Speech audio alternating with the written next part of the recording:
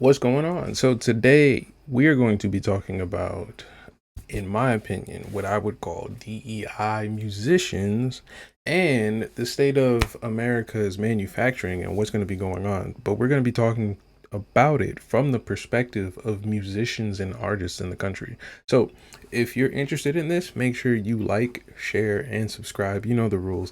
And we're going to go ahead and get started on me just kind of giving you my opinion on what it means to be a DEI musician and kind of what it means to me going forward with what seems to be going on in the United States manufacturing. So, a DEI musician, diversity, equity, and inclusion. It seems to me as though a DEI musician would be somebody who is closely related to their identity more so than their talent, right?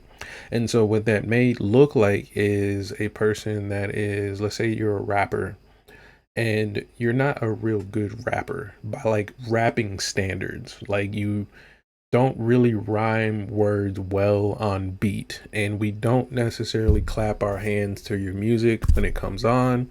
It's very difficult for you to convince us to play your song, and you're overall just not a cool person to hang around. But we do call you a rapper and we do hang out with you because you bring some sort of value as far as stature, maybe proximity, and possibly resources that have very little to do with rapping or like music and things like that. And so that's kind of where my opinion lays with a DEI musician.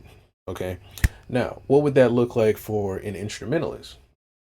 For an instrumentalist, you would literally have the same thing, but they're terrible at their instrument. So that would be a, let's say, just pick a random instrument. Like if you're in a band of like 30 people, just a big old huge band, right? You're in like a corporate, I don't know, symphony, or you play for the army, and there's a trumpet player. And this trumpet guy, he just will not come to rehearsals on time. He does not practice at home. He doesn't invest in his instrument. His instrument always is faulty. Repairs happen almost like daily. This guy is just, he's never dressed for the occasion. He's always missing like a sock or something, right? And when he comes to shows and performs, it's never in unison with the rest of the symphony or the rest of the band. There's some kind of dissonance happening there, right? But we do keep him in the band and in the symphony because of the value he brings outside of music, right? Maybe he represents a certain like demographic. Maybe he's just a really, really cool guy with the director, who knows? Maybe there's a relationship there. But the key thing that most musicians need to understand is that that is kind of how the industry works, regardless of whether you believe in, you know, nepotism, diversity, equity, inclusion, or anything like that. It honestly works that way everywhere. If you're a musician in a band or a group and you play better than somebody, that may not be as valuable as what this, non-rehearsing flute player may be. It may not be as valuable, and the reasons that are there are up for debate, and that's what I'm really here to kind of like shine a light on. So if you're a musician, right, and you're trying to be successful in your career, what does that really look like? What does a successful musician look like? And sometimes I kind of criticize myself when I think about this question. Like I look at things like, would the best musician know one language? Would the best musician have a six pack?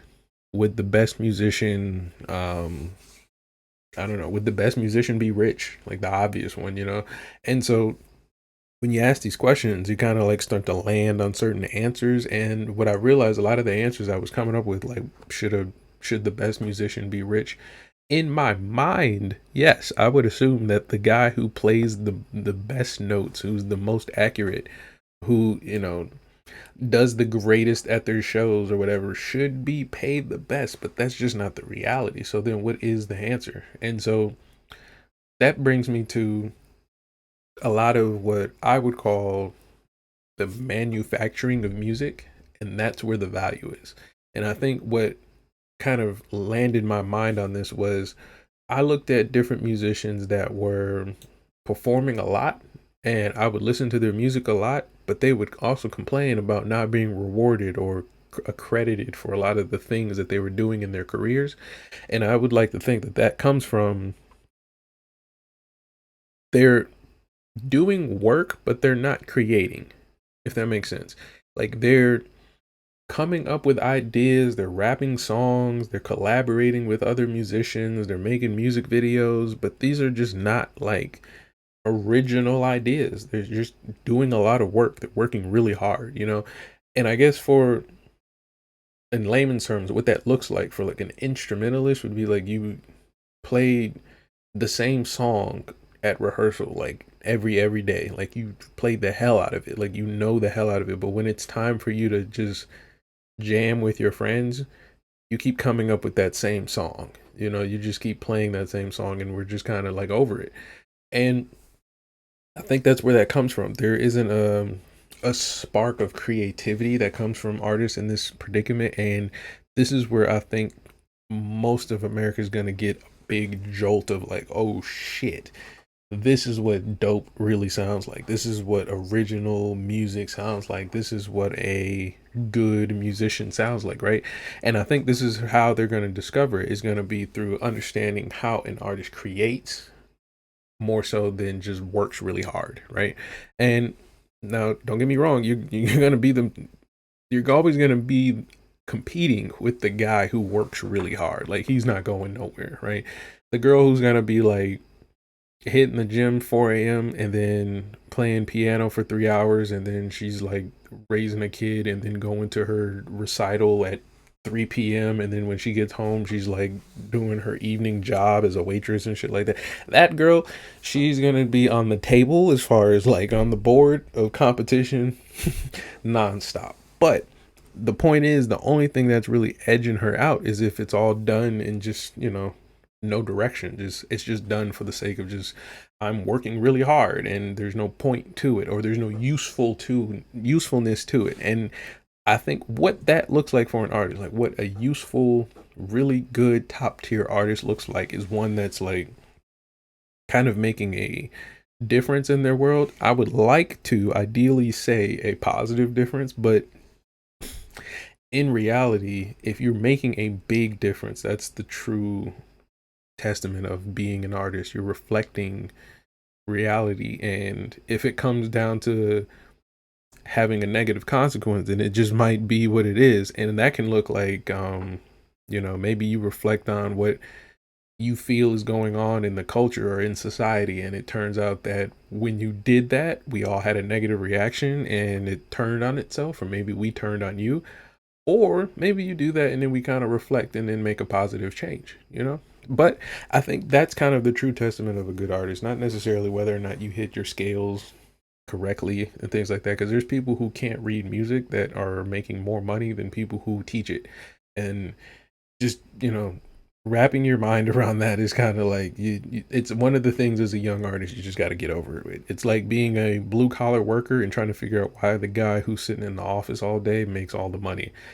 He's doing a different job. It's a different skill. It's a different talent. It's a different direction. It's a different purpose. And so it gets rewarded differently. And I think once we understand that going forward as musicians, we can start to look at things different. And why is this important? This is key. This is key, especially for young musicians, because then you start to make a foot in the sand. You start a footprint in the sand. You start to really kind of like pressure yourself to be creative, to kind of make a difference instead of just getting to work, right? And getting to work is totally fine.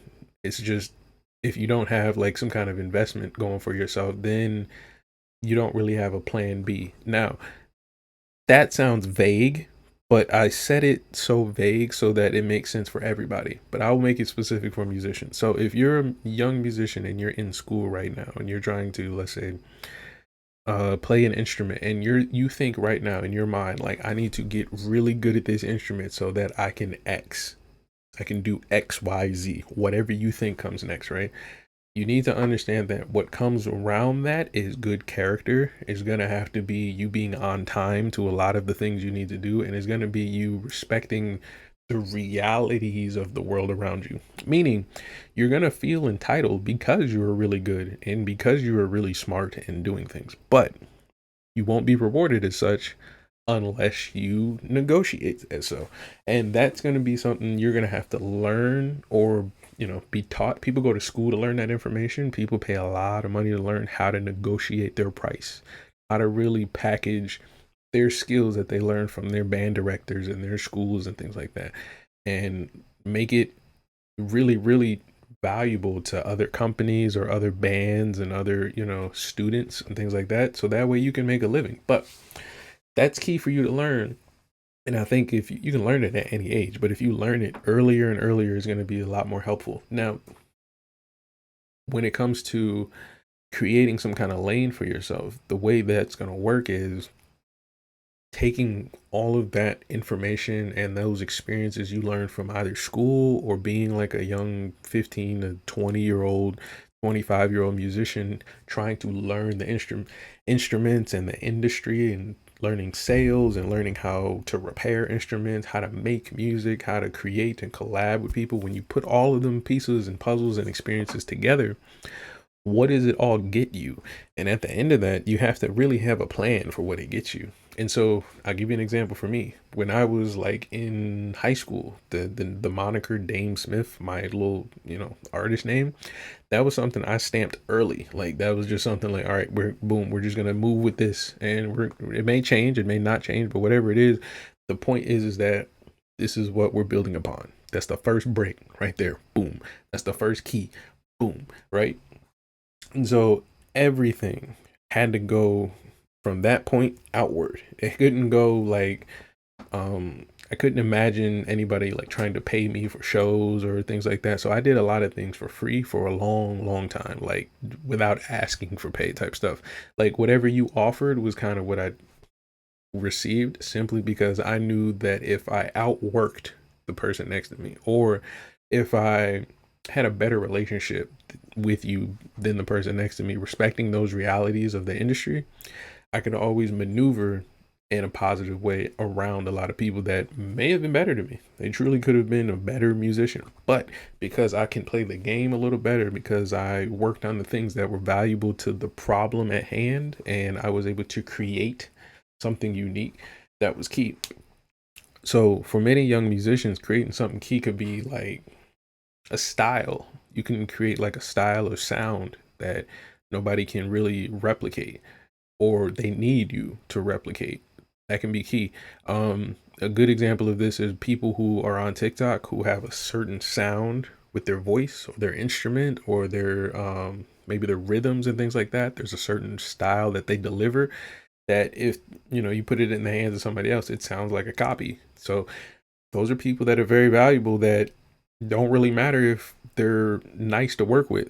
It doesn't matter that they're on time. You want that sound, then you're gonna pay what it's worth, whether that's in time, whether that's in respect, whether that's in money, whatever it is.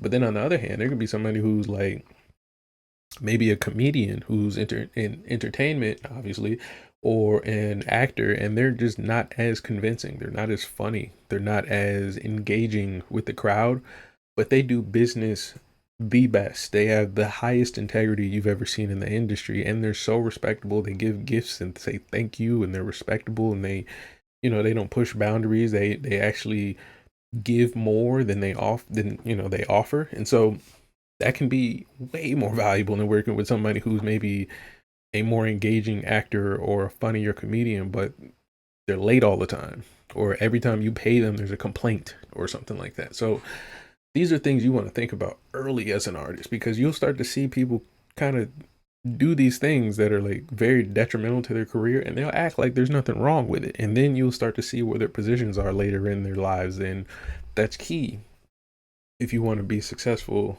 like I said, in the old age, when we are talking about death and like things like that. And so be very, very, very intentional when it comes to your career, and do it on purpose. Like, don't be a loser on purpose. And these things are going to be key to you. And if this was super helpful to you, I do want to know, put it in the comments if this was a kind of like a mind jogger, especially for people who are trying to learn a new instrument. Like if you want to get into the industry and things like that, think about it, because these are, you know, simple things that you may think you may think the top tier artists are like the nicest, most responsible, most integral artists and musicians. You would think that. You would think that each one of them is they're practicing their scales right now, don't you?